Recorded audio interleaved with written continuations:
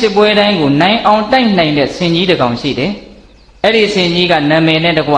ပါဝေယကဆင်ရဲ့နာမည်ကဒီနေ့တော့ဒီဆင်ကြီးကတစ်နှစ်ပြီးတစ်နှစ်တာဝန်တွေထမ်းဆောင်လာရင်နဲ့အိုမင်းလာဘာမှမလုံးနိုင်တော့ဘူးတိတ်ပြီးတော့အသုံးမကျတော့ဘူးအဲ့ဒီတော့ဘုရင်ကြီးကဒီဆင်ကြီးကိုဘေးမဲ့ပေးထားတယ်ဒီလိုနဲ့ဆင်ကြီးကသွားခြင်းရသွားလာခြင်းရလာစားခြင်းရစားလွတ်လွတ်လပ်လပ်နေရင်းနဲ့ပါပတိမြို့ရဲ့အရှိတ်ဘက်မှာ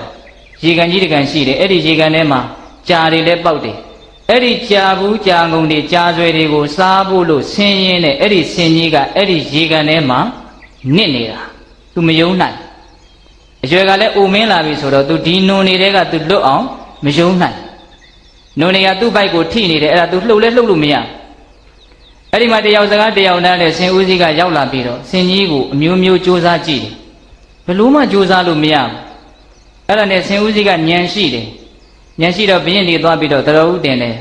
ဘုရင်မင်းတရားဒီဆင်ကြီးလွတ်ဖို့အတွက်ကျွန်တော်မျိုးကြီးအကြံတစ်ခုရှိတယ်အဲ့ဒါဘာလဲဆိုတော့ဒီဆင်ကြီးဟာတစ်ချိန်လုံးကစစ်ပွဲအမျိုးမျိုးကိုဆင်နွှဲလာတာဒါကြောင့်သူ့ရဲ့တန်တမာရှိတဲ့တက်ကြွစေတတ်တဲ့စစ်စိတ်စစ်သွေးတွေတက်ကြွလာအောင်သူ့ကိုနှိုးဆော်ပေးရမယ်အဲ့ဒီမှာဘာလို့တုံဆိုတော့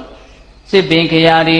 ဟလာစစ်စီတွေစစ်မောင်းတွေရှေ့တုန်းကစစ်နဲ့ပတ်သက်တဲ့အသုံးဆောင်တွေပေါ့နော်အဲ့ဒါတွေကိုတီးတယ်မှုတ်တယ်လူတွေကိုရှေ့ကနေပြီးတော့ညာသံပေးတယ်စစ်ပွဲကြီးတစ်ပွဲဖန်တီးတယ်လို့မျိုး